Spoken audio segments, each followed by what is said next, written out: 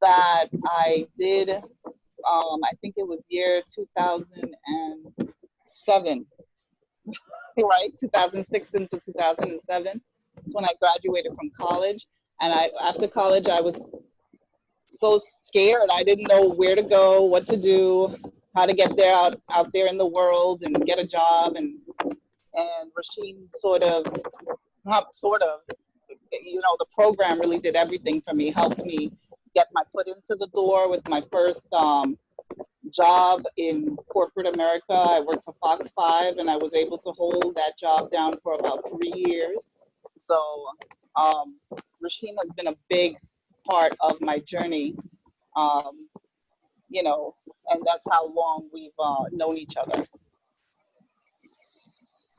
And she's talking about Streetwise Partners. I kind of figured as much. Yeah, well, I'll go Excellent. next because that's kind of a perfect segue. So Emilee Bolero Despagni. I've also known Rasheem since 2007. When I first came to New York City, I was doing an internship or looking to conduct an internship for that summer, and was introduced to the organization through a connection in Buffalo, where I'm from. And when I went for my interview, lovely Rasheem Palmer opened the door and was the first face that I kind of saw, professionally speaking, and then ended up interning for the summer and then worked for Streetwise Partners for about 3.5 years before I moved on to my current position. I'm actually, and not to give too much away, but I'm sure I'll provide more details on this. Unfortunately, I've been furloughed. I'm a corporate recruiter at GlowCap Search. And again, I'll spare you the details now just so we can have something else to talk about. But Rasheem is like a brother to me and a huge inspiration. And yeah, really excited to hear some insights from you all and share a few of my own. I'll turn it over to my lovely sister, Marisa. You're muted. Oh, My name is Marisa Valero, and like Emilee just said, Rasheem has been like a brother to us for like the 13 years that we've lived in New York. When I first arrived to the city, I had a bunch of sort of pickup jobs. I'm in the dance field, so I'm in arts education and performance, and I'm a choreographer. And so when I first arrived, I was doing everything and anything that I could, and some of that was supporting the role of my sister at Streetwise Partners, getting to know Rasheem and the whole, that sort of nonprofit family where everyone pitches in. And so that was my kind of first introduction to a huge group of amazing people living and working in New York. And I currently run a K-12 dance program at an independent school in Manhattan called the Brearley School. And I teach mostly K-4 and our upper school program there and direct our upper school dance ensemble. And I also have a dance company called Bolero Dance, and I choreograph and produce and present my work mostly in the New York area. This past summer, we had a 5-city performance tour titled Open Air this time last year, actually, and traveled in Connecticut and all over New York State. And so I'm currently dancing from home and doing all those sorts of things, which I'm sure we'll talk about. And I'm also enrolled, I'm part of the 2022 cohort in the low residency Masters of Fine Arts in Dance program at Montclair State University, which I just started in June as well. Last but not least. Oh, that's a hard resume to follow there, Marisa. My story with Rasheem began back in 2010, also Streetwise. I was a volunteer at that time, and then I think eventually I was introduced to Rasheem at the PwC program, and we came to work together for many years, and have sustained our relationship through Streetwise and also through many other opportunities kind of since then in a number of different ways. I'm still involved with Streetwise. I love to tell the story of the fact that like I found my current job actually through a Streetwise connection. Wow. A friend of mine that was at Morgan Stanley at the time had been looking at my resume for me, just giving me some tips. And she told me about an open role there, and the rest is history. So I have kind of lived and breathed a lot of what we do from a networking perspective at Streetwise And so still at that role, and I actually sit next to the woman that introduced me, that I volunteered with a long time ago. So still involved with Streetwise as well. I currently serve on the board. And I've been worn many hats in Streetwise, and have Rashim to thank for so much of his guidance and tutelage over the years in connection with that. Thank you all. Thank you all. As I think we all can see, the Streetwise family is very extensive.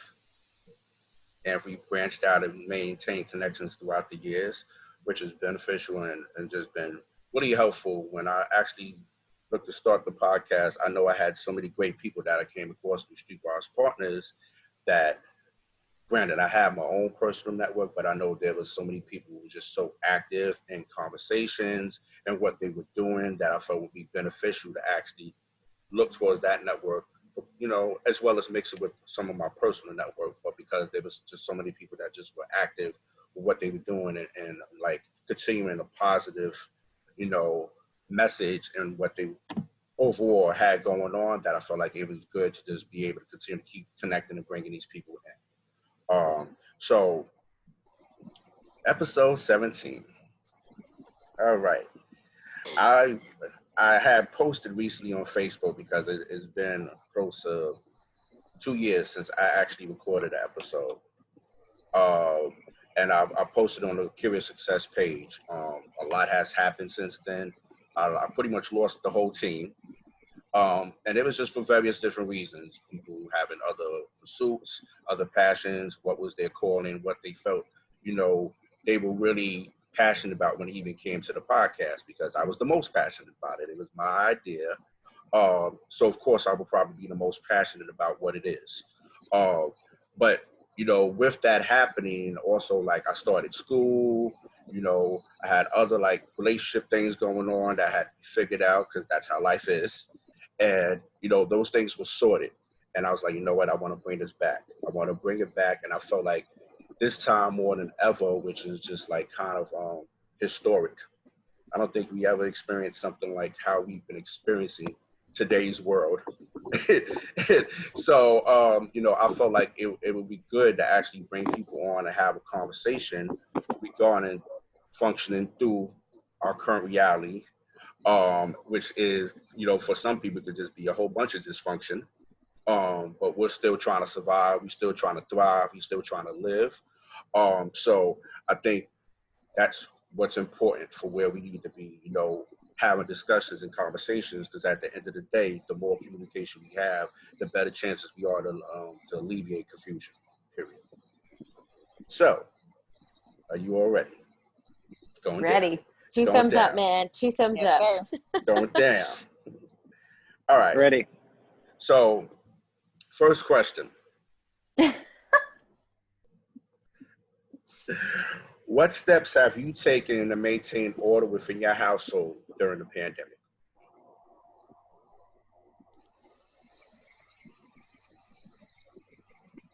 And don't be shy, please. I guess I'll start with, and I think I would say I'm anticipating this being kind of like a dialogue kind of conversation amongst us all. So, one thing that I had heard and been reading, throughout the time of March onward was, to keep your routine going, to keep things as kind of normal, so to speak, as possible. And, something that's so wild, but yet basic is, every day, and this is maybe embarrassing, and my husband, Matt, would probably like cringe that I'm telling everybody this, but we make the bed together every morning. So it's not like, oh, it's your turn or it's my turn. We do it together. And, I'm sure most of you had heard that general who gave a commencement speech many years ago was saying, if there's one thing you do every day, make your bed. And I was really thrilled to hear that, because growing up, I always made my bed. That was one thing that our parents kind of, made us do. And then it just became a way of making sure, your room kind of looks like a mess when your bed's not made. And then all of a sudden it kind of gives you that sense of accomplishment, from the start. So anyway, Matt and I actually, got into this routine, and we make the bed together, which I think is a great way of kind of sharing like a beginning to start the day. So I think just kind of keeping little tiny things that you normally do you know, I love to keep my workspace clean. I'm a huge neat freak, keeping things organized. Like, I actually was looking forward while I was working. I just got furloughed on July 1st, but when I was working, you know, I was excited to empty the dishwasher, and, you know, it gives you that sense of keeping things organized and clean. And, you know, it kind of makes you feel like you're in control, even maybe when you're not in control. So I think having those little bits of control, you know, psychologically kind of allowed me to feel like, even though the world is spiraling, you know, I could kind of maintain my own little sphere on 91st Street. Let's unpack that a little bit more, right? That's great. That is actually great, you know, to be honest with you, because, you know, of course, when you think about how you're starting your day, you know, what are the initial first things you're going to do to actually, I guess, establish a new structure for yourself? Because, you know, who knows, when you were probably on a hustle and bustle, you might have just turned the pillow over and kept it moving.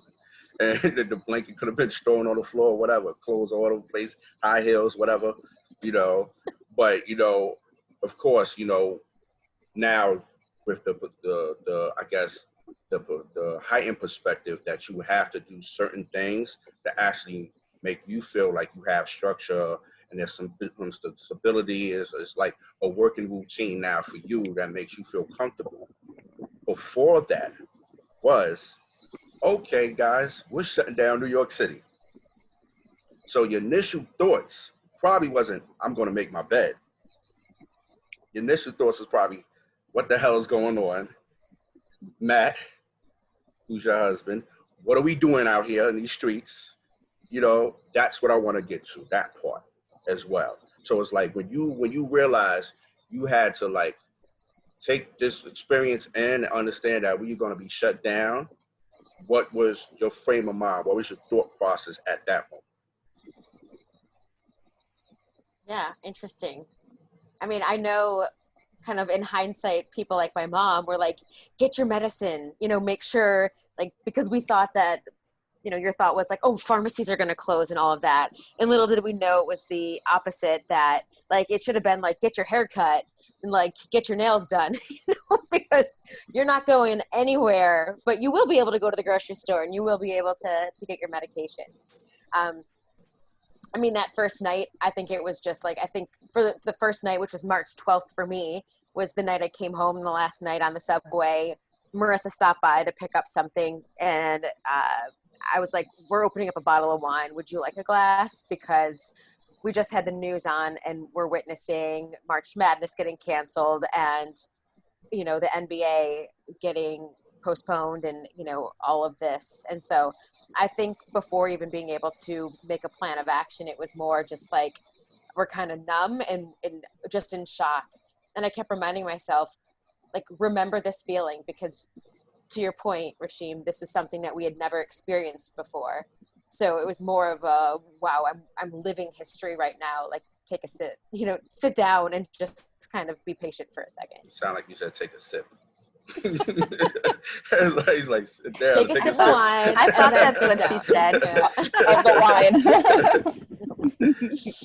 Thank you for that. I guess we'll go with Baxter next. Yeah, so you say Baxter? Yes, go ahead. Okay, great. So I'm not sure if you, Emilee, or Marisa know this, but we actually have an 8-month-old baby now, Madison. Oh my God, so congratulations! Yes, so very exciting. But when this all started, she was just over 3 months. And, you know, I can tell you that a 3-month-old baby is much different than an 8-month-old baby. And so our you know, our day-to-day has changed dramatically, even within, you know, since the quarantine started. You know, back in, you know, March 12th, like you mentioned, Emilee, I think it was right around the same time for us as well. And she was supposed to go to, you know, Jill works, and so she was supposed to go to daycare starting March 23rd originally. Oh, wow. And so rather than, you know, go to daycare, we obviously didn't send her to daycare. We've been trying to juggle both of us working, you know, full time, and at the same time also looking after her. And so it's the routine has been one that's shifted. I think my routine today is very different than my routine was back, in February, March. The thing that's held us is at like 7:15 is when the bath starts, and then bath and bottle, and we try to make sure she's down by 8:15, and then that's kind of like a good guidepost for like kind of the day. It plans out like work calls, it plans everything. She typically wakes up like right around 6:30, and so like I've been doing little things like, when she feeds first thing in the morning, I try to do like a 10-minute meditation at that same time. At night when she's feeding, I try to do like, a few exercises or something like that. So trying to like take advantage of those little pockets of time throughout the day, but keep a routine going, because, I think, the baby needs the routine, and I think the routines are good for us as well. And so does daddy. Yeah, exactly. Were you concerned? Yeah, I think it was very concerning at the beginning, because we had no idea, the last thing we wanted to do was I was fearful of me doing something that would potentially pass. I was more fearful of getting the virus and passing it to her than anything, right? And so all the decisions that we made about everything we did was all about making sure that she didn't get it, even though a lot that came out suggested that infants are really not, as high risk as, maybe my parents or Jill's parents might be. And so a lot of our decision making has been throughout this, though, to try to keep her obviously healthy. We're not even sure at this point if we're going to do daycare. We're looking at other options now. So yeah, I think the levels of concern have wavered over time. I think that, we're actually in Massachusetts right now near Jill's parents. Just to be able to take her outside more easily. But we felt really safe in New York. We just came out here a couple weeks ago, but we've felt very safe in New York, especially in the last couple months when it's, the numbers have gotten much better and things like that. Thank you. Anella, you look excited to share. Yeah, because I can completely relate what Baxter just said. I work I'm subcontracted for New York City Transit. So my division is a big call center in Northern Boulevard. And I don't think it hit me until I was put to work from home. So that was actually about 3 to 4 weeks after, because we had to make sure and get everyone that had to be furloughed home safely. And then we had to call them back. So I'm a supervisor for my company. So we had to furlough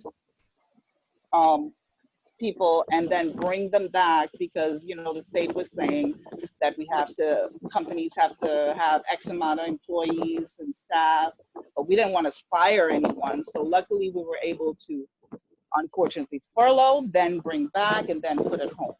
So after that process, it took about 3 weeks.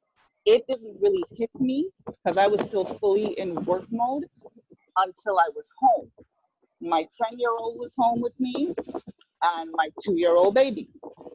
And now I had to work from home. So I had to wear all these hats, and just like Baxter was saying, routine and how you deal with a two-year-old child and dealing with my 10-year-old kid at the same time working, it's a lot. And I had to really learn how to multitask. I thought I knew how to multitask before, but it's a whole new perspective on multitasking. And sometimes my 2-year-old, she's upset. She wants mommy. She doesn't want to be in this routine. And she's like, what you doing? You're on a phone? No, you need to be doing what you need to be doing with me. And then the computer gets messed up and I can't get in contact with my manager. And then the 10-year-old runs and I'm like, mommy, I don't know what the teacher wants from me. And I'm like, and I'm just there. And my husband at the time, he works for the food industry, so nothing closed for him. So he had to be in Manhattan, going in every day, getting tested every week, because I wasn't allowing him in the apartment unless he was okay, poor guy, But structure, it didn't fall into place until after I got home, and then probably like 2 weeks after that. And one of the things too, other than getting the kids situated and me working from home now, was our budget. Because before it was, and I think that's a misconception too. My thought is that everyone thinks, oh, you're working at home, you don't have to pay for a babysitter, you don't have to pay for transportation, oh, you have all this money and you can save now. No, because people forgot that food prices, there were no sales in supermarkets. So a box of Pampers skyrocketed for me. I was paying almost $50 for a box of Pampers for pull-ups, and certain household items that I needed, everything went up. So the money that I would have been spending in transportation to get to work and for everyday life, I was now taking it and putting it into what I needed for household items. And then the kids were worried. I have a 10-year-old now. She's missing her friends. So now I have to buy certain things just to keep her mind active and just to keep her comfortable. So the budget, we finally kind of like got ourselves back on this track where we could save. But before, it was just like, oh my goodness. Yeah. Thank you for sharing that. If you don't mind me asking, which of your, I was just going to ask, which of was it the 10-year-old or the 2-year-old that seemed to have a harder time with everything? The 10-year-old. 10-year-olds are more active, right? So the 10-year-old, and actually, it's funny you mentioned that because I realized at a certain point that I needed help. Kids, we take for granted in a workplace that you're able to talk to your coworker, whether it's gossiping, whether it's just a friendly conversation. That all plays a part in your psyche. And I function well when I could gossip a little bit, or I could chat with Sarah at the machine, where I could be like, girl, the water cooler, girl, did you see that show? Da-da-da-da-da. All of that plays a part, and I feel like I could function. Now, the kids, my 10-year-old, was thrust in this position where she missed her friends. And here I'm being, listen, you got to get this done. The teacher called me and she said this. Come on, Avia, you got to get this done, blah, blah, blah, blah. But I'm forgetting, just like she likes that just like I like that interaction at work and I miss it, she likes the interaction with her friends. So it was about a month into her being at home, I made the decision. I called her Auntie Kathy. Kathy lives in Connecticut. And I said, Auntie, how's Riley doing? Because she has a 10-year-old. She was like, she's slipping, and Riley's very great in her schoolwork. I said, can we put these two girls together? And sure enough, I made the decision, and it helped her. And she was able to pick back up on her classes. She was able to concentrate better, because kids need that. And even if it's competition, like, oh, I did better than you in this, and I did better than you in this. Oh, I'm going to do my work this weekend. They need that. And that's what they were missing. And that's hard to find. So I was able to say, hey, you're going to go here and you're going to pass. That's what you're going to do. And you're going to get your interaction that you needed. And it helped her because she was having a difficult time. She was doing it, but then she'll fall backwards. And then the teachers would call me and they're like, oh, Avi's not doing this good, or she's I'm like, oh my goodness. But as soon as she had her cousin and they were reunited, oh, forget it. It was like, oh, what's going on in the world? Which is good because we have to remember they're kids. They're kids and they gotta, at a certain point, everything's going crazy, but we gotta make sure and preserve that childlike mentality, and you know what I mean? So it helped. Absolutely. Thanks for sharing that. Thank you. So on you, Marisa. So yeah, about about a couple of weeks before quarantine happened, I ruptured my ACL skiing in Vermont. It was an awesome weekend, but on the other side of it, I had this major injury. And so leading up to quarantine, it was actually my birthday on February 28th. And so like, a week, is that your birthday? Yes, it's your birthday too. Oh my God, amazing. Woo! Pisces power. So yeah, I'm compassionate all the way, Yes. compassionate. Very. But I say this because, I was on crutches and, hobbling around and whatever, but my sister helped me throw like a gathering for all of our friends at this bar very close to my apartment.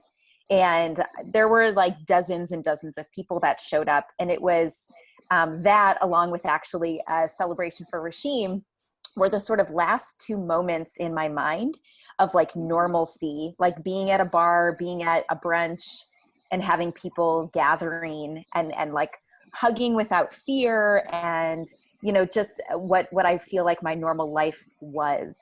And, I woke up today and was like, holy cow, it's August 1st. Like a minute ago, it was March 13th and now it's August. And like, I'm having a hard time grappling with like where all this time has gone. And so all of that to say that, I was managing this injury and I work at the independent school that I mentioned. And we had a family that may or may not have been exposed to the virus. So on Sunday, March 8th, Rashim's birthday, we actually got contacted from school and was like, basically the week before we were about to head into spring break, we're shutting the building down. We're taking the week off. And then we were going right into a 2-week spring break and basically like, we'll regroup and see what's going to be happening. And we thought we were being precautious. And then by that Friday, the city started shutting down. And by that following Tuesday, which I think was, or Monday, right before St. Patrick's Day, Cuomo came out and de Blasio and everybody said like, we're shutting the city down, restaurants, bars, everything is closed. And I was like, oh, holy cow, this is really happening, And I will say that on Monday, so in addition to having holy this, cow. yeah, holy cow. Sorry. This is a G-rated podcast, isn't it? I mean, bleep. No, in addition Madison to, is listening. So in addition to managing just like my injury and my pain and my mobility and all of that, it's a longer story, but I ended up having some blood clots that developed in my legs. So I had been on medication and all of this, and I wasn't drinking alcohol. And all the quarantine memes were about like drinking a bottle of wine a day and like living your best life like at home, and I was like, So that Monday, I'll never forget, I told my boyfriend, I was like, we have to go get a Shamrock Shake. I was like, it's St. Patrick's Day. They're shutting everything down and I must have a Shamrock Shake like to celebrate St. Patrick's Day. So we left his apartment and walked to the McDonald's and I remember walking in and there was caution tape, all the tables, everything was like X'd off, no sitting. And, and I just remember walking in feeling like it was like the Twilight Zone, like what is going on here? You could still go in, but you weren't allowed to sit and eat. And so we had to like we got like a French fry and Shamrock Shakes and we sat on like, on like a big potted plant. One French fry or French fries? French fries. We only got one French fry. And we just sort of sat there and I was sort of like, what are we supposed to do? Like this is so un-New York. In New York, you can go anywhere you want, any time of the day, any time of the night. You need whatever you need. You just like, you have access to it. And I remember feeling just like the plug was pulled and like the accent, like my like oxygen was cut off, like living in a place like New York where you get accustomed to being free, any time of the day. You're hungry, you're thirsty, you want companionship, you want to be alone, you want whatever you want, you can have it at any moment. And I remember thinking, someone's taking all this stuff away from us. Like that was just my sort of initial thought. And then it's interesting, Rashim, because the question is about maintaining like order in your household. And so I live in an apartment on the Upper East Side in 91st Street, and my boyfriend lives in Midtown. And so I have spent most of quarantine at his apartment. So I haven't really had any like stability of my own homestead, which has been really interesting. I mean, we've spent more time together in the past 5 months than we have in the 5 years we've been dating, which has been awesome. But there is this like this interesting thing that I've realized about, like, especially living in a place like New York, you live your life mostly outside of your homestead, and then you sort of retreat to it as kind of this, like, at the end of, you go work all day, and then you're on a board or you volunteer and you do this thing at night and you meet friends for drinks, and then you circle back and like your bed is your safe haven, or, you shut the door and you're like, my little like respite or whatever it is, So that's been sort of interesting. I mean, we decided to kind of do this back and forth, quarantining together, which has been amazing for sanity. But there have been days when I'm just like, I need my stuff. Like I need to go spend a few days at my place. And when I was doing this month-long residency, this first semester at Montclair State University, we were supposed to be in person on campus, and it was 4 weeks remote. And so I basically like shut the door to my apartment and was just in school. So up till 2:00 in the morning every night, working on papers and, dancing all day in my living room and trying to manage my injury and manage my sanity level and manage my workload, and also still teaching at the school where I am and finishing, grading and all that sort of stuff. And so nothing has felt normal. Like it's, I also make my bed in the morning. I wake up, it's like before I even leave my bedroom, I'm like tidy up, make the bed. And I'm like, that looks, even keel. And then you head, wherever you need to go. But it's interesting because, I feel like I wasn't really prepared. I mean, at the start, I was sort of like, when life hands me a pandemic, make some projects. Like I whipped out my craft bucket. I was like, oh, let's like, I'm going to start like writing. I'm going to do all these things, and I'm going to use this time. And now I'm getting to this place. And this happened, a while ago, where I'm just like, my health and my wellness and my sanity level and my sense of self feels really challenged right now. Or it's like, it's like, underneath all of the dust, I know like the antique furniture is there, but right now there's like all this cloud on top, and I feel like it's hard to see the forest from the trees. I mean, I will say the one thing, to really think about what has been normalcy for me throughout, these, I don't know, I think we're in like week 17 or 18 or whatever it is that Emilee mentioned that Thursday, March 12th, I was on my way home from rehearsal. I rehearse every Thursday and a lot of Sundays with my dance company. We normally rehearse in Midtown or downtown at various dance studios. And I had my final in-person rehearsal Thursday, March 12th, and I was on my way home, and I stopped by Emilee's apartment, had a glass of wine, hung out for a bit, and then went home. And that was the last day that I was really actually dancing in a dance space. And here we are in August. But that following Thursday, and with my company, we schedule about 6 weeks out. And so we had all these rehearsals on the calendar, and with all these venues booked, paid for, and week by week, I got an email, the venue's closed, the venue's closed, the venue's closed. And so we have been rehearsing on Zoom every week since, that following whatever, middle of March or whatever it's been.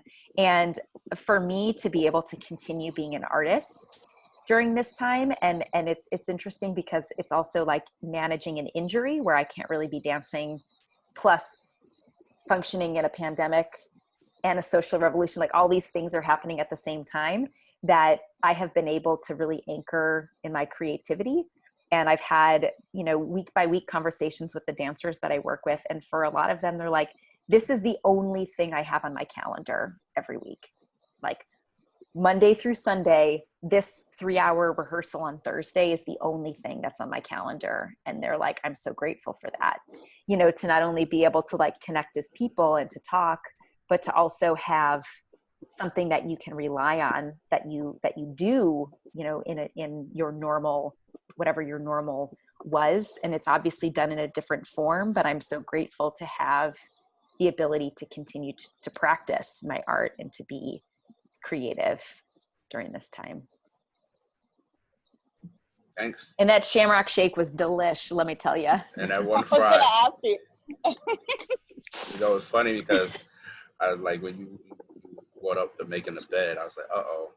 We find out her and Emilee are like kneeling next to the bed after it's made and taking selfies and all that and sending it to one another.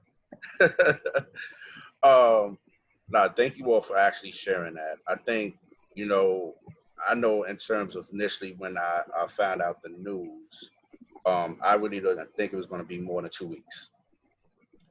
So that was kind of like the mindset.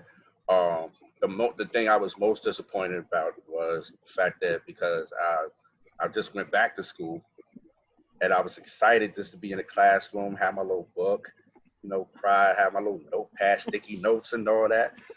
Yums and number 2 pencil. You know, sharpener and all that, glue sticks. No, but you know, I was really excited about really being in that space. So I think that was the thing that was probably most disappointing to me. Yep.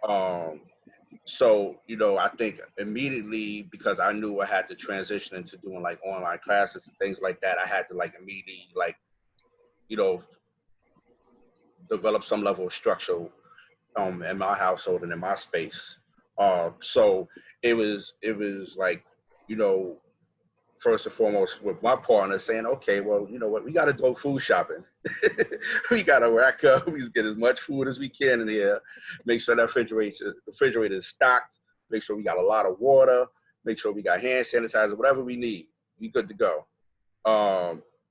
So I think that was like the first few things that I know I went to do. I'm not gonna front. I've watched so much reality TV during this time. It has been helpful because some of the things that people do in this world is it can be highly entertaining and very amusing. Reality TV or just the news? No, reality TV. That is reality TV. I try to avoid the news as much as I can, but it's propaganda and all that stuff all around the board. But Can you name a couple of the shows? 90 Day Fiancé is one. Oh my gosh, yes. I'm writing these down. Write them down. 90 Day Fiancé is one. There's another show called Married at First Sight. So I've heard of that one. There's definitely a couple of relationship shows that are like highly entertaining. So the 90 Day one is just like, oh man, there's so many spinoffs and they are really having a lot of fun with that show. So, but yeah, it's crazy. Yeah, some of the characters you're like, wow. Anyway, back to you know, but I think initially definitely I didn't expect it to be as long. I thought it would be something that would be a short period of where we'd be shut down and then we'll make whatever transition into like bouncing back. And I thought it'd be more of a quicker bounce back. But structure was definitely really important to me. I already practiced a certain level of discipline, but I felt like it was heightened, understanding that now I'm fighting against a pandemic. So I immediately started working out again. Oh man, I hurt my body. I had to hurt my body because I had to break it back in. So breaking it back in, like, you know, I started exercising more, got my multivitamins, I'm popping pills, multivitamins. But it's like, these were like the various different things that I felt was like just bringing me back on track. And I shared this with Marisa before about just the level of the partnership that I have developed.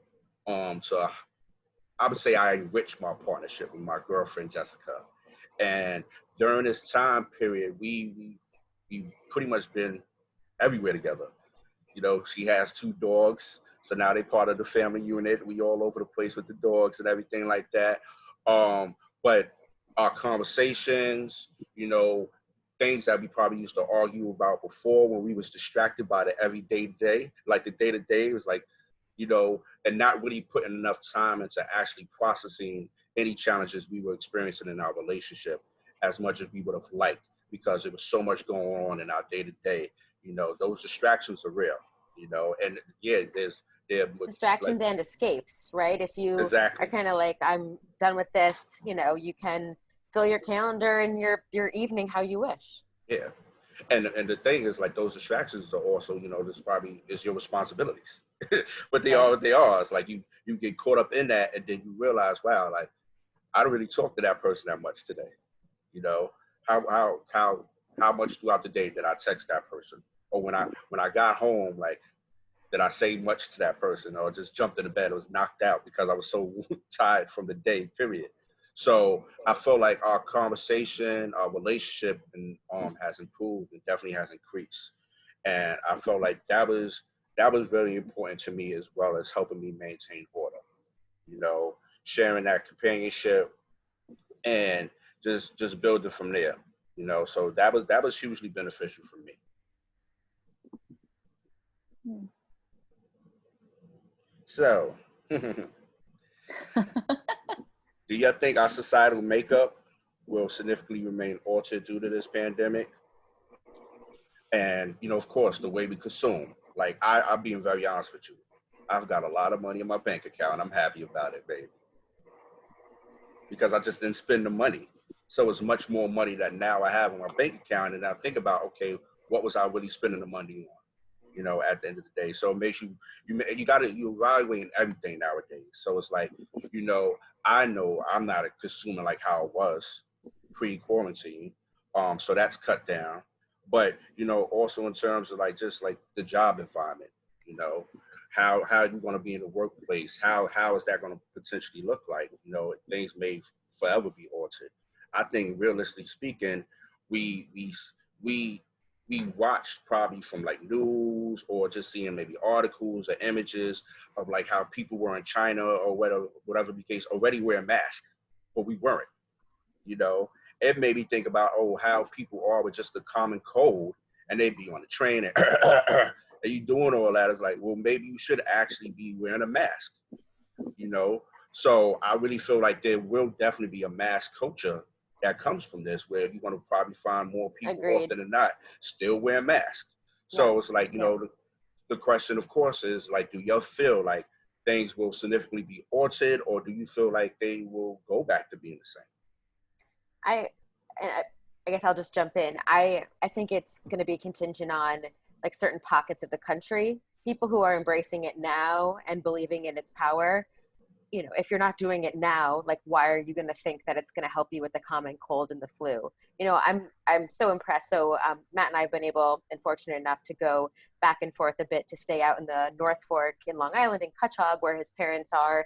And so, we were there for a pretty significant period of time, but our first 2 months of quarantine, we were definitely hunkering down on the Upper East Side, like kind of like defending and protecting my neighborhood. Like, I did not want to go anywhere. But I was really concerned about what the whole mask situation was going to be once the humidity and like the 90-degree temps kind of hit. And we had come back, I think it was like, the end of June, and it was already starting to get pretty hot. And I couldn't believe my eyes that I saw so many New Yorkers walking around with masks. And I think that there's just something so impressive and disciplined, to use your word, Rashim, that you tell New Yorkers to do something and we'll do it. Like, there's just such power in all of us kind of coming together and saying, a hurricane or a blackout or, you name it, like, we can handle this. And so, I mean, I do see and envision, especially people like us who take the subway and buses every day, like, it'll probably decrease, the spread of the flu, the common cold, all those things. And, Marisa was saying, and maybe I'm taking her thunder, but she was already saying a couple months back, I can only envision, like, you carry your mask with you, and as you're walking down the subway steps, you put your mask on. And, and we've already seen some cultures already doing that here in New York City, and I think until we got to this kind of place, you kind of gave them a little strange look, like, wow, okay, way to be extreme. But the fact that it actually does work. So I'm totally with you, Rashim. I think that there is going to be a bit of this mask culture, maybe not when you're walking down the street, but when you're in a large group, or even people who already are susceptible. I do a lot of work with the Cystic Fibrosis Foundation, and they literally live by this whole 6 feet of distance. They can't be in contact with another person with CF. They have to live within this 6 feet of distance. And so it's not like it's this like new, like, fake thing that, scientists and health professionals just created. Like, this is like a legit thing that's been around for the longest time, and people in high, susceptible groups have already been living and experiencing this. So I'm totally on board with you about the mask culture. People might, I'm a recruiter, and every time I would see a candidate, I'm supposed to shake their hand.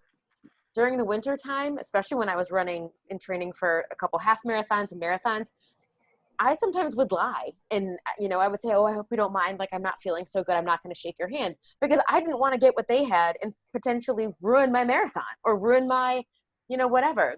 Meanwhile, she's out at the clubs. No. Give me that bottle. No. Bottle But, popping. a conversation I had with my brother and sister was that, and I think it was around Christmas time, or no, it was in February actually, because I had heard about this kind of going down. It was a heavy flu season. And I was already starting to put my hand here and kind of doing like almost like a little genuflection, like, oh, hi, I'm Emilee. It's so nice to meet you. Like, please come in. And my brother and sister were like, oh, like, people might be taking that, like to the next level and might think that you're being discriminatory to them. And I was like, honestly, you don't know how many people I have to meet in a given day. Like, I don't want to be shaking hands.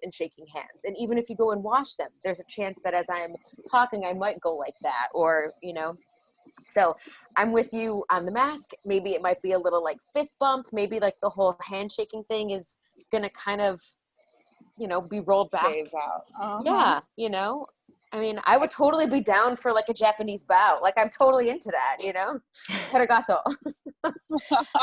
I mean, it is so interesting to think though about, like Emilee saying, the different regions of this country, because living in a place like New York City, in sort of hindsight, looking back, I mean, I've lived here 13 years.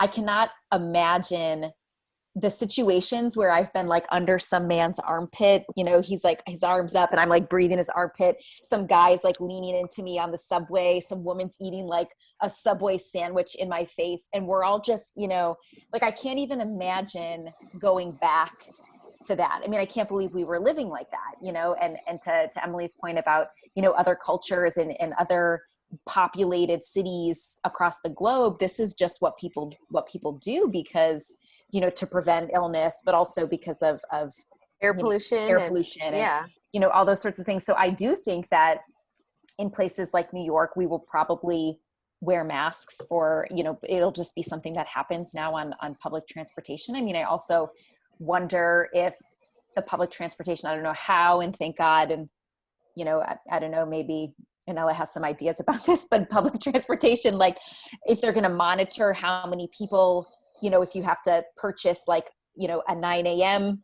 ticket and a 10 a.m. ticket for the Q train or whatever, like, I don't know what they're going to do, but we are so heavily populated. I mean, some of me thinks that, in the future, some of these kind of like long-term, like long-lasting impacts might be in education in the workplace where, I was talking to my dad on the phone yesterday and I was reminiscing about how when we were kids, our mother, it was, unless you're dead, you're going to school.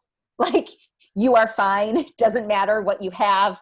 You are fine unless you're like literally dead, you're going, and I, as an adult, I do that now too, because I think there's something about like the American way of feeling like you're being weak or something. Like if I'm feeling a little under the weather and I stay home, it's like, oh, you're being a baby or whatever, Right. And you also feel guilty that your colleagues will have to pick up the slack if you're not there. Right. Yeah. And I've worked at No, go ahead. Or will people believe you? Right. Are you really hungover? Right. Or like, people feel, yeah. Are you under the weather, or you just like getting a haircut or something, And so I feel like moving forward, we are going to have a much more rigorous expectation that if you are sick or your child is sick, even if it's not a serious illness or, you're going to stay home an extra day or two, just to really monitor, swapping of germs and all that sort of stuff. And I think that we're already looking at, what kind of jobs can happen in a remote way and still be successful, or even, a lot of my friends are talking about how much more productive they are working at home, or, that you can work a couple days here or whatever. And I think that education is going to have a major shift, because I think, at least, the school where I teach, we're a very, fortunate community. We have a lot of resources. So we're already putting, cameras and technology in each of the rooms so that if students were home from school, let's say that their sibling was ill, they have to stay home as well to like, you know, prevent the spread of whatever it is that that child might have. And so they'll be learning from home. You know, it's not like suddenly you're sick and you get totally cut off. I mean, I remember when we first went into that week of quarantine, one of my colleagues, her dad has been a PE teacher for, you know, 50 years. And he said, kiss your snow days goodbye, you know, that you're never going to have, you know, time off again. I mean, I think about, you know, a couple years ago when we had my school closed for a week for Hurricane Sandy. And it was, you know, we didn't have an online, you know, we couldn't pivot to a virtual platform. And I think now we're laying the seeds to do that kind of stuff, where if we go into any kind of, you know, crisis, or even if there's high absenteeism, like shut the school down and let's just, you know, spend the week online. And I think a lot of businesses will look at reducing their footprint. I mean, I wonder how many businesses are already looking at, you know, the overhead, like what they'll save by releasing space, you know, rental space of a building and things like that.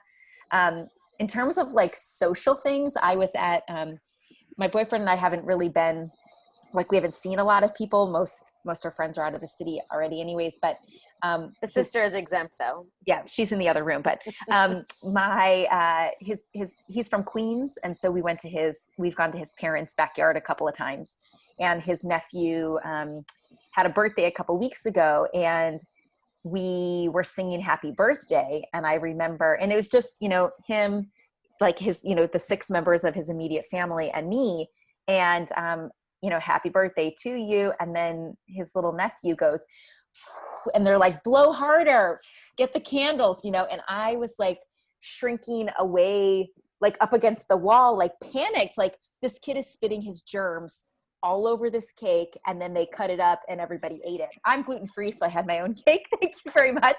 But I was in the clear. But I just remember thinking, oh my God, this is like part of like American culture. When we have a birthday, we sing, you gather around, everybody leans in and you blow all over the candles. Like, is that something that we're just like, candles are done, we're not doing this anymore? You're going to like sing it in your mind and wave and, you know, You can just clap, you know, clap happy birthday. You know, but I thought about how these kind of like pivotal, you know, or these like really important childhood memories of mine, like when I was old enough to stand on the chair at the dining room table and lean over and blow out and everyone's cheering for you, you know, that's something that, are we just not doing that anymore? We're like, cake's over, like we're not, no candles, you know, we're done with that, you know?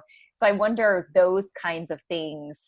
And like that, you know, I mean, even little kids when they're walking, you know, everyone, when they see like little preschool kids, they're holding hands, walking in lines to like go to their little playground together, and, you know, doing parachute together, and, you know, all these communal things. You know, I had posted something on Facebook the other day, and it was like this, like Dear America, about like what New York City and New York State did.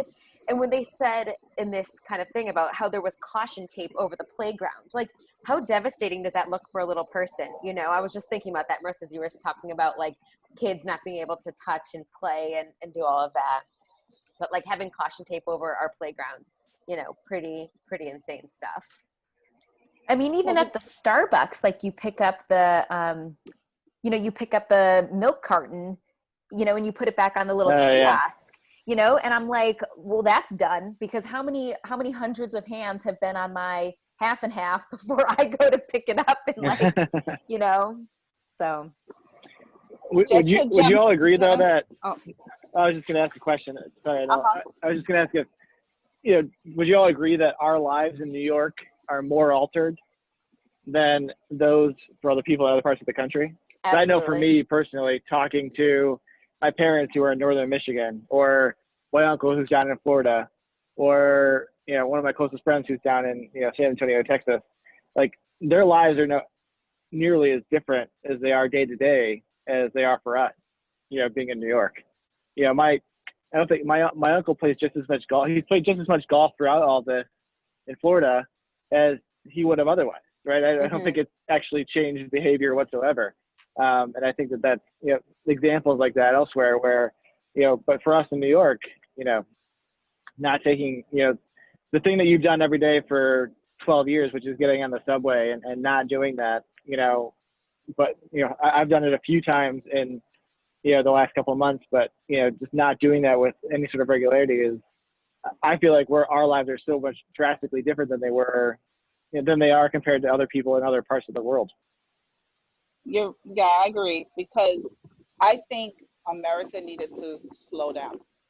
I'm originally from Trinidad and Tobago, Caribbean island, where we grew up with diseases like cholera and different diseases that if you have like certain interactions, you could get very sick.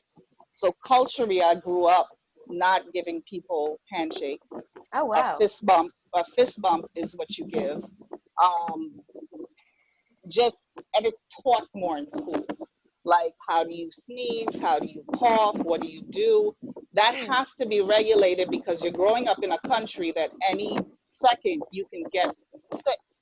Um, Cholera is spread from mosquitoes living in dirty water. So they have to teach people that you can't have plants sitting on your outside, or clean your gutters in your roofs, right? Because that right there will the infestation will accumulate, because the mosquito now has a place to lay its eggs, therefore it has a place to grow.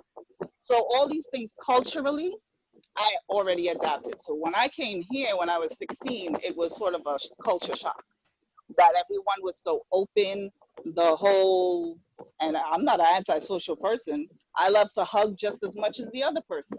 But you have to be conscious when it comes to such a densely populated city that we're living in. You have to be careful. Great example. I was pregnant 2 years ago, because I have a 2-year-old. And getting on the train, you have to think about, I didn't have a car, right? So I have to get on the train. I have to commute to work from the Bronx all the way to Long Island City. I got to do it, right? I had to think not only virus-wise, what I could be inhaling, and this is nothing before a pandemic. I also have to be realistical of my baby bump. And I would have to stand on the platform at 59th Street and wait for train after train to go by. And everyone's pushing and shoving. I mean, butt against butt, belly to belly, butt to butt, right? And they're pushing with no regard for children, old people. There's Potentially no pregnant caring. people. Yeah. Potentially pregnant, but I have to take it into my own accord, because nobody should be more responsible for me than me. Than you, right. Right. And the funny thing that I realized, that I would let like at least 3 trains pass by.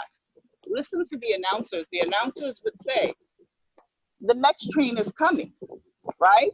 Wait for the next train. If you timed up all those people that were jam-packed into the train at 59, guess where I'm meeting them? When I'm sitting comfortably on the 4th train that came. I'm meeting at them at 180th Street, and they're all still there waiting for the train. So what was I pushing in the train to get Right. anyway? We're all still meeting at the same spot. Slow down. Be accountable for yourself. You understand? I don't, for switching it up, another example. I'm in a business meeting. I want to be friendly.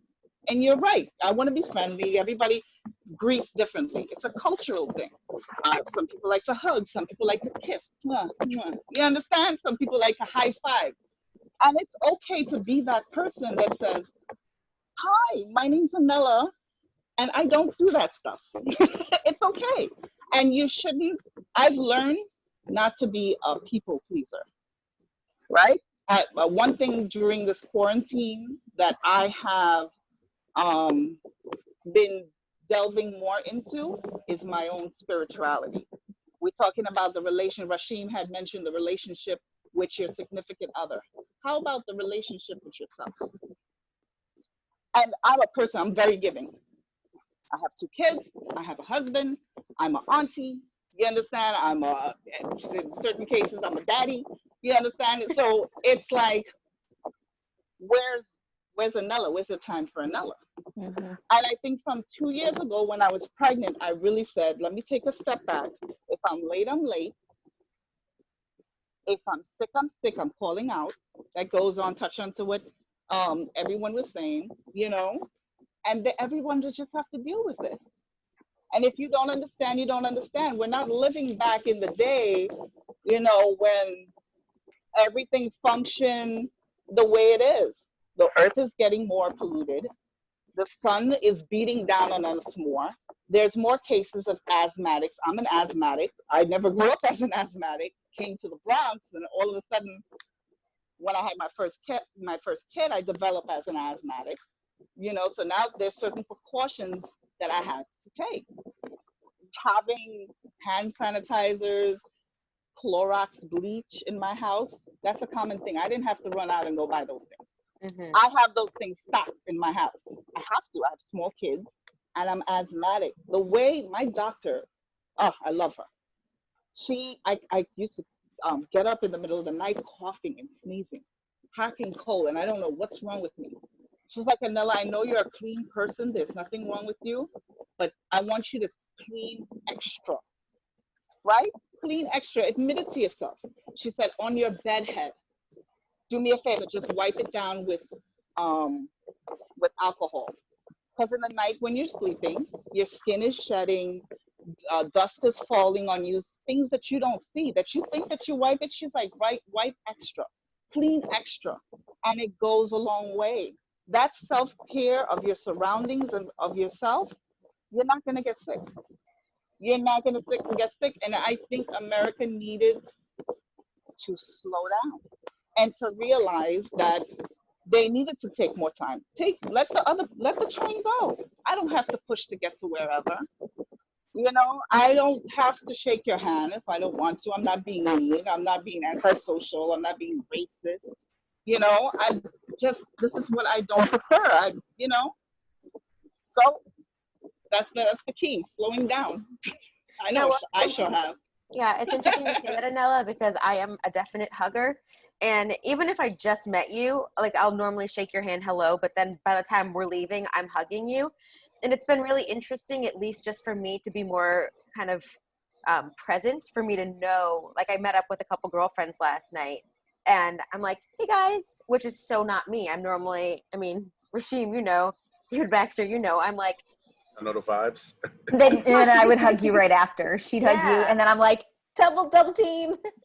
And so it's just, to your point, Anel, I think it's really interesting because it's making you just think, just instead of just doing things like robotically, like I always do, I'm now stopping and I'm thinking and I'm considering and I'm just being much more deliberate with my movements, with my, you know, with everything that I'm doing, which is just very different, Yeah. you know? Because it's not only you being a hugger, because what they're saying that you could be asymptomatic, right? With the pandemic.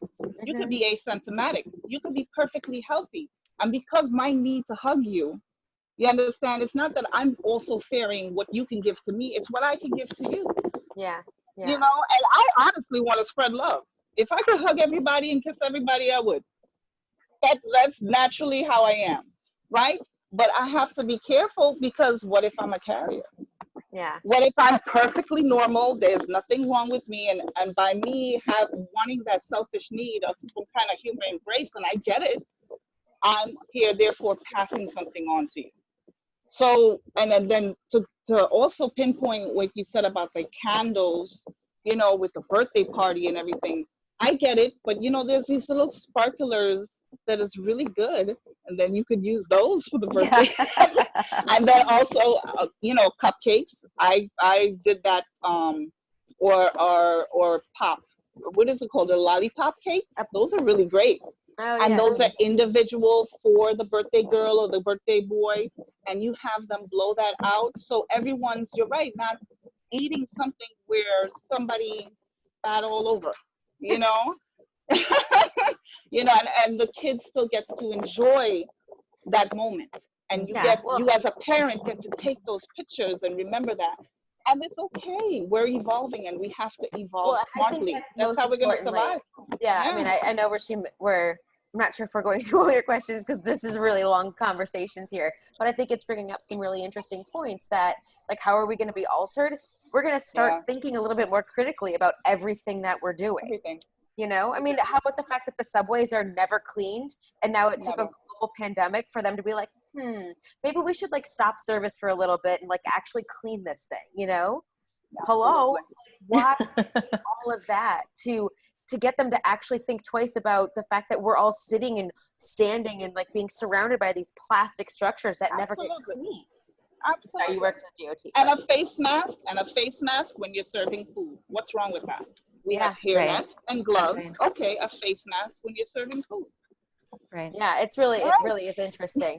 And I do think there's something here too about this idea of like slowing down. And I think New Yorkers are the perfect candidate for a hefty dose of let's pause first. Like when Cuomo talks about New York pause, he's like looking at us, you know, and I do think there's we call it rat racing.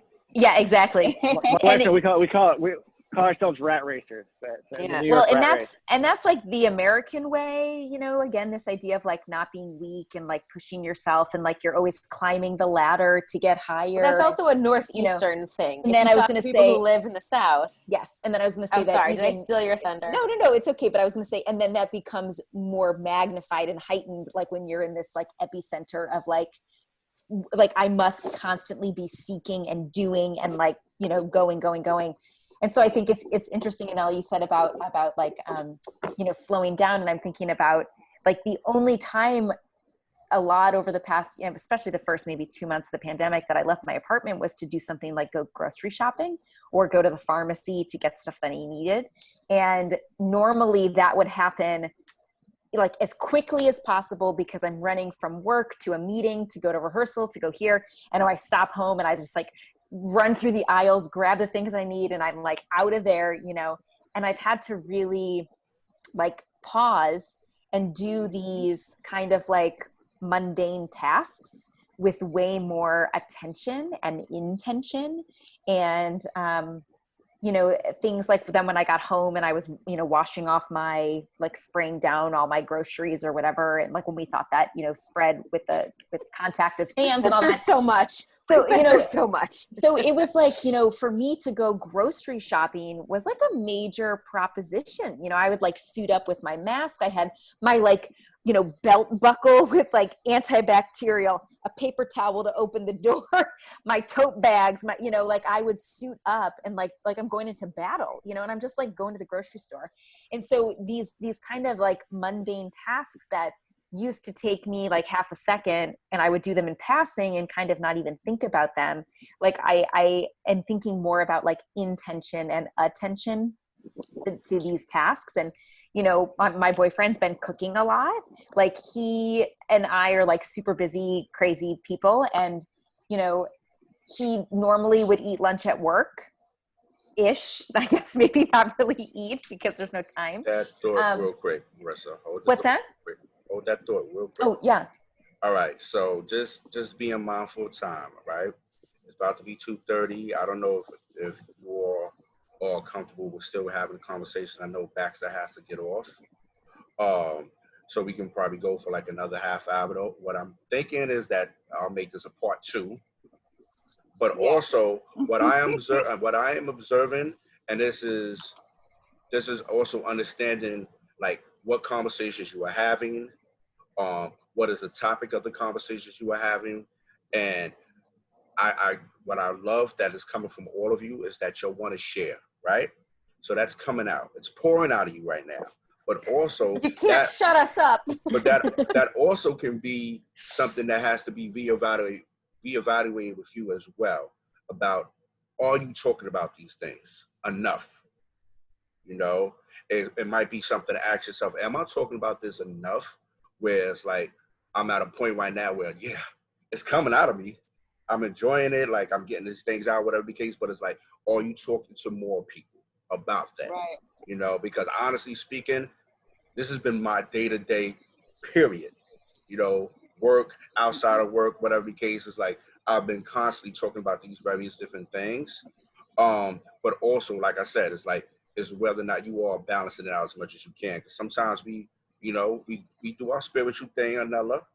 We get into our center, we're centering ourselves and making sure that, you know, either ourselves or not just ourselves, but whoever else was in our immediate circle is, you know, on the up and up and everybody's taking care of themselves. But then outside of that, we may limit the interaction, the communication, maybe not the interaction, but the communication, you know? And I think that's important to also try to reflect on. But once again, I know Baxter has to go, unfortunately. But I'm willing to turn this into a part two, so break this up. We'll probably go for like a little, like maybe a half an hour more if y'all want to do that. And then we'll split the rest of the questions for a second round of good talk and true say and all of that good stuff. How do you feel about that? Sure. Great. All right. Sounds great. I have nowhere to go, nothing to do until probably February. So It's been so great to connect with all of you. Rasheem, thanks for pulling us together. I'm excited about part two. Madison wants to go and do some things this afternoon that we had promised, so have to run and do that. But look forward to seeing you all soon. All right. All right, thanks everyone. Congratulations Enjoy again your on weekend. Enjoy becoming your a weekend. dad. So That's good so to see you. exciting. Thank you so much. It's great. Take care. It's great. All right, talk to be you all. well. Bye. All right. So I'm sorry for interrupting what you were No, sharing, Marisa. I mean, the Go big ahead. thing I was going to say is that, this, like, my boyfriend works for Ernst & Young. He's like a busy dude. He's like traveling for work a lot. He does all this stuff. And this pandemic, from like my perspective, looking at him, he's developed this love of cooking, and like, he'll take all this time to muddle berries and make fancy cocktails. And like, we never had time for that. Like, who muddles a berry? It's like, we don't normally do this. And last night, and I'm incapacitated I had surgery on Friday for my ACL, and, I'm on crutches and I'm like managing all this stuff. So he's been cooking every night for me. And last night he made us pizzas, a regular for him and a gluten-free, delicious pizza for me. And then he was like, I'm whipping up something special. And I was like, what are you whipping up? 40 minutes later, ding, the oven goes off. Chocolate chip cookies. I was like, you homemade cookies right now?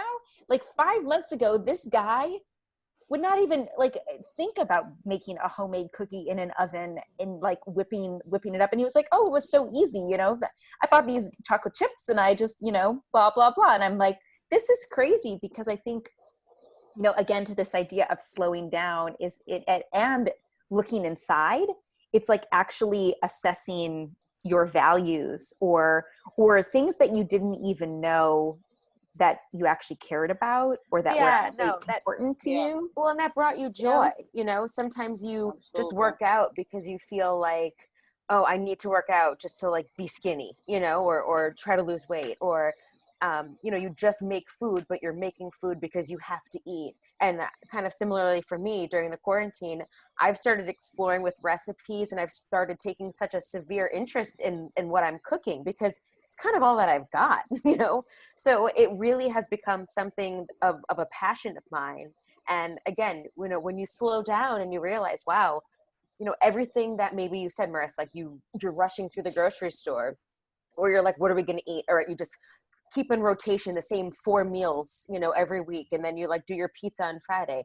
It's kind of fun to stop and explore and experiment and taste different foods and just, kind of stretch yourself a little bit, but on something that is such an essential to life, your food, to do that and to work out because you feel like it helps you to have a little bit of a release. And it's something that you become, you look forward to it, which is such a different way than just like, let me get this out of the way, And I guess I would wonder if, a year from now or whatever happens, that like we have the time now to do these things, or, like do a mud mask, because like, what else are you doing on Friday night? Like you've got the time, and I wonder if we will have been so changed, like in a place like New York, especially, where we will now crave these things and like want. Because we're building a habit.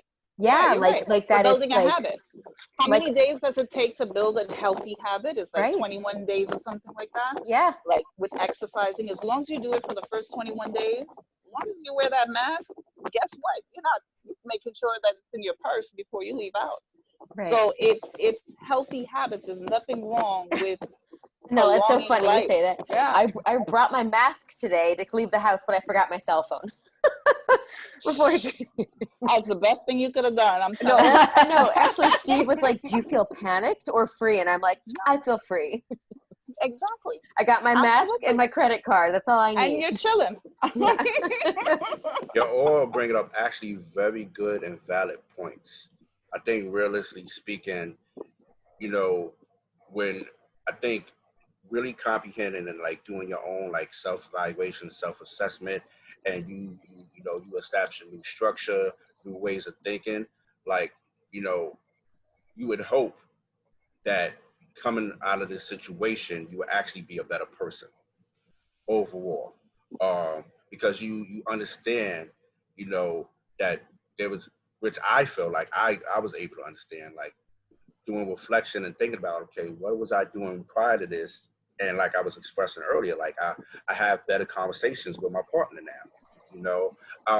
I think about, okay, what is that I'm doing? Like I've been on my red wine game. Now I'm drinking red wine, and I'm not really trying to be gravitating to hard liquor. No more Campari.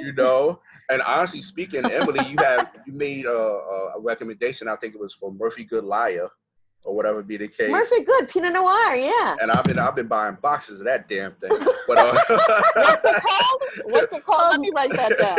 Murphy Good, Goode, and it's inexpensive. It's like $9 a bottle. Yes. Pinot Noir, and it's delicious. Oh, I should work for the company. I should get some credit. I was about to suggest that. Make sure you get your money, girl. Yeah. But yeah. So I really feel like, through this time, like, these things we really have to hold on to, because it taught us to, it kind of like retaught us, Yep.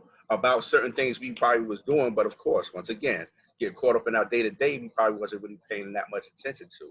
Like, living with blinders on, right? To know that, your partner's now cooking every day and baking cookies and all that good stuff. It's like, yo, like, I think, just sitting down and having a home cooked meal together, and having that experience, and not thinking about always getting takeout or things like that, or going to a restaurant, but it's like, no, we're going to buy something, cook it together, enjoy that experience together, right, as a whole.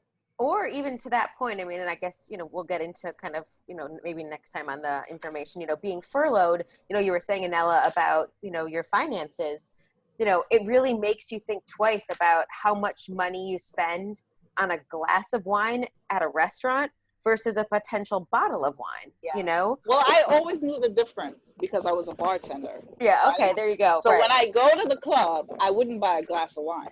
I'd buy a carafe. Yeah. Well, I even mean like, like what you buy just to enjoy at your own home and enjoy with, what you could buy, or, the amount of food that you can bring home with the same amount of money or 3 times that you would spend on an evening out, right? So it just, and I was just kind of constantly, rinse, wash, repeat, or wash, rinse, repeat, just like constantly being like, nope, on Sundays I go to the bar and I do this, and on Fridays I do this, and then, and you like finally stop and say, whoa, like, do I really need to go and do that all that often? No. Is it supposed to be a special occasion? Yes. And that kind of goes back to what Marisa was saying, that, our homes now have become more important than ever.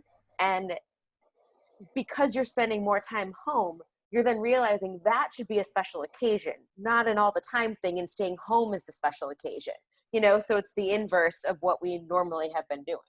That's you hit on something that I think is deeper. Like, you shouldn't, I pay a lot of money for my apartment.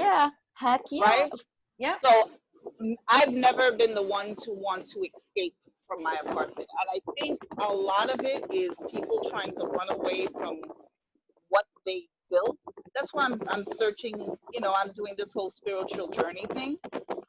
My apartment is very entertaining. I have a 70-inch screen TV. I got my computer. Listen, let me tell you, honey, if I want to watch movies, I'll watch movies. If I want to do this, I want to do that. And I found that that's what a lot of people were complaining about. I can't go to the movies. I can't do this, and I can't. You should make where your niche, your your sanctuary.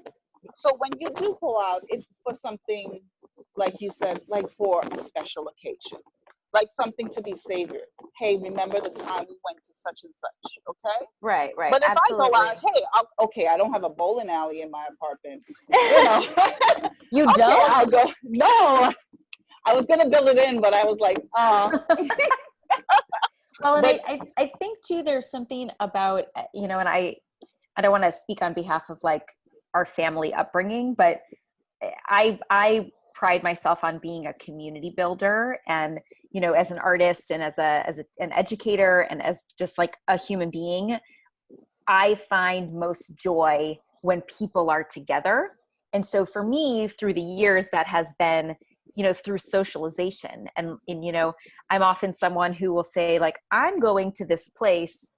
Everyone's welcome, the more the merrier. And, you know, and Rashim and I have had conversations about this a lot, like over the past couple of more recent years, that we've sort of gotten to this place where there are so many people that you don't actually have conversations with anyone, you know, that you're sort of like managing these kind of surface relationships by having these like large group gatherings. And so what I have found is during this time of quarantine, I got emotional with Emilee and Marisa when it came to this. Y'all remember when I got emotional? It's like, we're not talking enough. Yes. We had to have dinner. Exactly. And now I feel like this quarantine, like, you know, we've done Zooms with, you know, a couple of people. You can't Zoom with 30 people. Like, you know, it doesn't work. So I've strengthened relationships with certain people. Actually, you know, when you're on a Zoom, it's not like you're grooving to the music of the jukebox. You're not over at the bar. Like, you actually have to talk. It's just conversation. There's no fillers. There's no other stuff. Like, you either talk or you're sitting here in silence, you know. But or I would also listening. say, or you're listening, and not yeah. like staring at the people over there, wondering and judging, and like being like, God, like why is she wearing that? Right. But even as we're starting, gossiping to Anella. So yeah, us too. But I would say that also, like, as we're starting to open up, you know, and like, you know, outdoor restaurants and stuff, I'm still like, I'm meeting one friend. Like, my sister and I will go to dinner, or I'm meeting my one friend, you know, or two people to go sit on a patio and be like safely distanced. And, you know, so it's not like, and now 30 people, like 30 of my friends are suddenly getting back together. And so I feel like I'm also cultivating for myself the importance of, and finding the joy in getting deeper with people in not that I always thought it was like quantity over quality, because I thought that I could have the quantity and the quality. And I'm realizing that it's actually not efficient and it's not possible. And now this quarantine is teaching me that it's like, it's more advantageous to have these smaller conversations. I'll add like this master's program that I'm in. We wanted to have more conversations. You know, we start back to school at the end of August. So we had kind of July was this like kind of dead month. And so I was like, I'll set up some Zooms on Monday, and we'll have, you know, a little block, and anybody who wants to show up to talk about, you know, our thesis ideas or whatever, come to conversation. So the first one, like, of the 15 of us or 16 of us, I think 12 or 13 people showed up, and we were all cheersing, you know. And then the next week there were maybe 8 of us. The next week everybody canceled because no one was coming. And then the following week I showed up because I was the host, and one girl came for about 30 minutes. And then this girl, Jen, showed up, and she and I ended up staying, just the two of us talked. And we went a half an hour beyond the 2 hour. Normally they're 5:30 to 7:30 p.m. And, you know, by 8 p.m. I was like, Jen, I'm sorry. Like, I could talk all night to you. Like, let's set up another time to chat and like go have dinner, go be with your kids. I'm going to go, you know. And it was just amazing to me that we were able to get to this deep place, and it was just the two of us. And we like overstayed what we had anticipated, which sometimes when we had the 10 people on the call felt like you were pulling teeth, you know, trying to have a conversation with all these people for 2 hours felt sort of like, you know, when you're like, oh, there's nothing to say. And she and I, we started talking at great lengths about, you know, my personal relationships and her family. And like, I mean, we just started talking, you know, and I was like, oh my gosh, this is like the best thing that ever happened, is that nobody else showed up to the Zoom, and that it was just the two of us. And now our relationship has gone so much deeper because, I mean, it was circumstance, but Yeah, you know, I just feel like we're reevaluating like what that. Something that I think will start to happen, and I can already anticipate happening, will be come fall and winter. We're not going to be able, you know, bars and restaurants are not going to be able to have their outdoor stuff. And so I'm projecting that it's going to be kind of what my mom has always hoped and wished for me and my sister. Dinner parties. Is that we have like smaller, you know, that we host a friend or two at our apartment, right? And so I could absolutely see, you know, come Sunday, you know, normally Rashim, Marisa, you know, our partners, we all like gather at the bar with a few other people.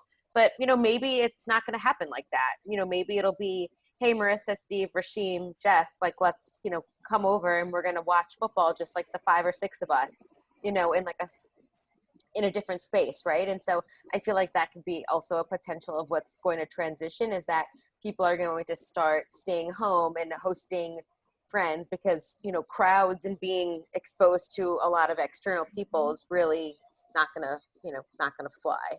So that might also be kind of building upon your own like safe haven and your little sanctuary space, right? So yeah. And now that we all have our like cooking lessons under our belts, we've got so many recipes to explore. So, and cookies. Made by Steve. So, what I don't want to do, because of course I drafted these questions with the expectation that I'll be sharing them with everyone who was a guest. And if we all on board with definitely doing a part 2, I don't want to go further into the questions, because I want everyone to be able to share if it was a prepared reaction, or just, you know, share their reactions to those questions and, you know, provide answers, whatever, regarding that. So I don't want to go further into the questions that I have. Right. You mean without David? Without David. Makes sense. Right. Okay. Yeah. Sure. But I do appreciate, you know, overall, just knowing that we have good conversations for the most part, period. Like, I don't get to talk to Anella like that. We both busy people. We both trying to take over the world. But but, you know, Emilee and Marisa, I do have conversations with, and I know when we have conversations, it's normally very good conversations. So I wasn't surprised that the conversation would just start flowing, you know, regardless of the fact is, like, you know, because I feel like it could go both ways. It could be with a person's perspective that you maybe not talking enough, or maybe it's like, wait, you're the person I like talking to a lot, so here it is, you know. Yeah, and absolutely. I hope this will be more conversations between you and I could be invited on. Listen, don't let me get upset at you. But you know, it's the thing that is kind of interesting too, and I think when I've actually brought people on for Curious Success in the past, and it's like someone I haven't spoken with in a good while, whatever the case is, like, gotta reconnect. This is a great topic of discussion. This is a podcast I'm doing. Oh, you're doing a podcast? Yeah. This is what I'm doing, blah, blah, blah. Bring that person in. But our day-to-days, once again, has been like this things that's just like pull people apart. You know, where it's like you want to try to reconnect, you want to keep building off of that, and like now you got some momentum, but then it may not be the same because of the day-to-day and what people like was just trying to get their life sorted and in order.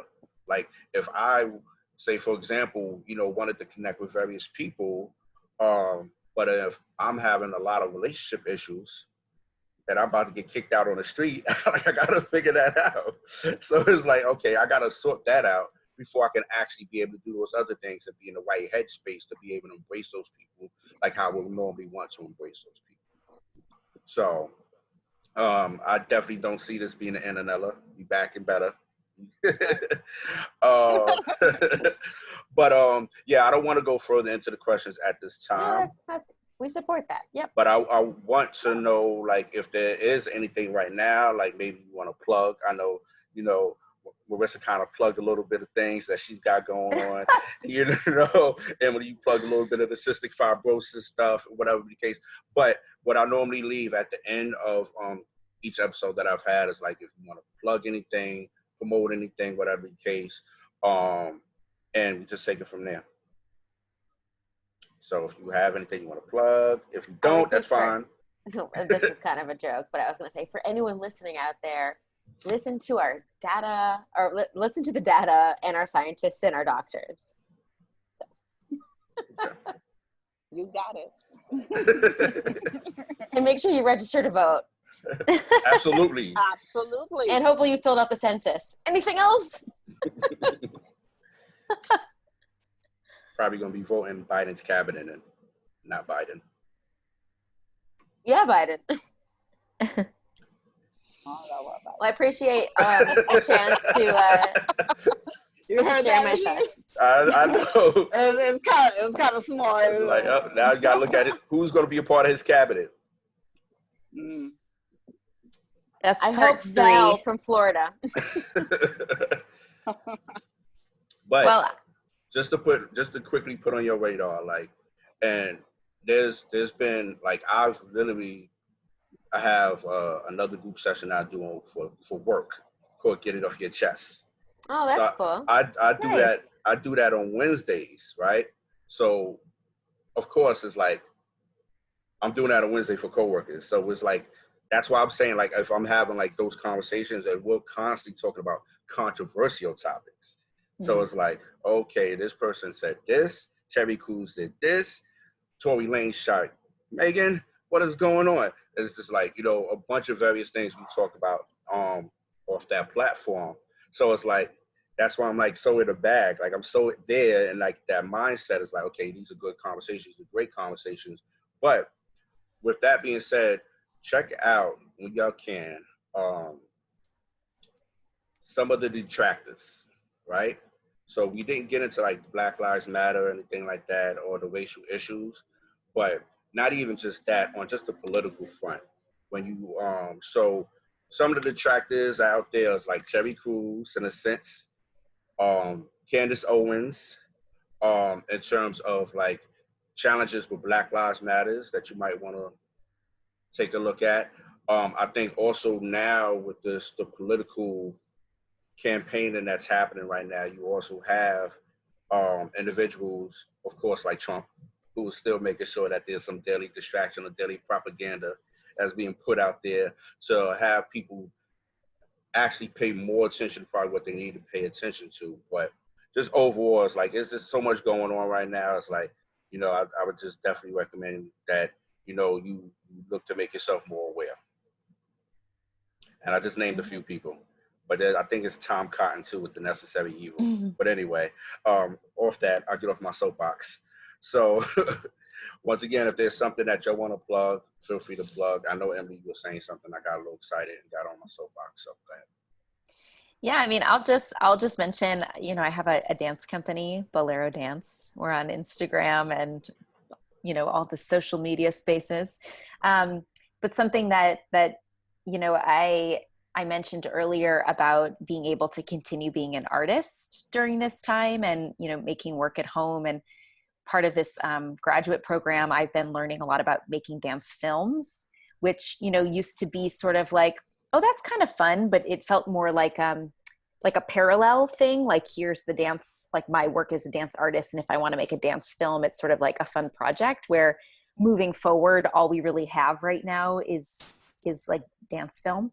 But anyway, so I've been, you know, sort of reevaluating for me as an artist, what it means to make work and to choreograph and to be a producer. But also, you know, I mentioned my self-proclaimed status as being a passionate community builder and bringing people together. And that's something that I do with my dance company too. And so normally all of that takes place in person following, you know, we have a performance and we all go to the bar and we all chat and talk, and we can't do that stuff right now. So I've been hosting these conversations, which I've called Yappy Hours. And we have them for, you know, artistic collaborators or for dance educators, or sometimes just for like audience to come and talk. And so most recently we've been hosting a series on thinking about defining equitable and inclusive spaces in dance education. And so, you know, we've been hosting those every couple of weeks on Tuesdays and looking at like, you know, existing TED Talks or articles and sort of talking about, you know, sort of maybe a white supremacy in dance education, or, you know, all sorts of different things anyways. And so in addition to that, we also have been having open dance classes on Thursday afternoons, like free and open to the community to Zoom in from your living room every Thursday at 5 p.m. So I would just mention that, you know, during this time, I'm trying to look at ways to build more community, but to also do something which I'm really passionate about, which is bringing the non-dancer or the first-time dancer or first-time audience into the fold, and to sort of just get more people, you know, more easily accessibly invested in dance, which is cool to me, because now you don't even have to leave the comfort of your home. Like Anella's saying, you can put me on your 70-inch screen and you can follow along at home, or you can like watch, you know, some of our choreography that you don't even have to truck down to a dance venue, that you can just watch it on your phone or watch it, you know, on YouTube or whatever. And I feel like that is actually going to be really cool for the dance community, and cool for an artist like me to think about how to engage people without asking them. They don't have to like come to me, you know, that we have people zooming into our workshops and our classes from like all across the country. And that's been really neat. And so my sister is actually our share coordinator. So Emilee helps to organize a lot of these events and things. And you know, the whole month of August, we just announced, is going to be called our Summer Spotlight, which is kind of fun. You know, hosting, maybe Rashim, I'm like, can I post about this? We'll spotlight Rashim, you know, but looking at sort of giving power and privilege to people in our community to sort of promote them, and, you know, host guest classes or workshops, and just looking at like how to use ourselves as resources. Like we, you know, like Rashim was talking about the Streetwise community earlier, that we are all surrounded by amazingly talented people. And I feel like this is the time to really lean into those people and think about how we can use one another to promote our own work and to further our own goals, and you know, to sort of like passion times 2 or passion times 3 or 4, you know. So just wanted to mention all of that that's been going on for me personally. Awesome. Anella, you had something or no? No.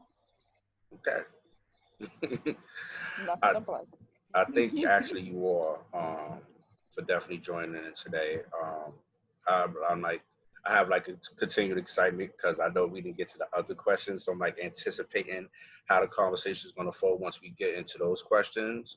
I feel like this has been a enriching conversation so far, and I'm looking forward to the conversation continuing.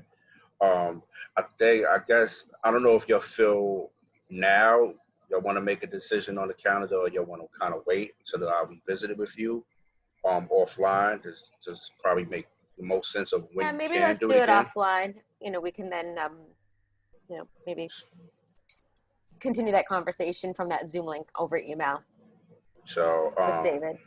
Yeah, so yeah, we can do it like that, and then just set up the round 2 or part 2 or the continuation or the saga continues, whatever you want to call it. But you know, we can have Episode that 17 and a half. exactly right. So yeah, or whatever. But I was about to say something else. I was just going on anyway. It's about to get on a rant. But so with that being said, I just, you know, appreciate y'all once again sharing part of your Saturday afternoons with me. Definitely enjoy the rest of the day. Of course, I will be talking to each of you individually or offline. And we'll revisit and look forward to doing this again.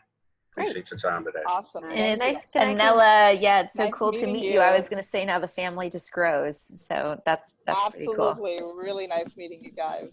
All right, everyone, enjoy the Yeah. sunshine. Be well. All right, take care. All right, take Thanks, care. Rashim. Bye, guys. Bye. Bye.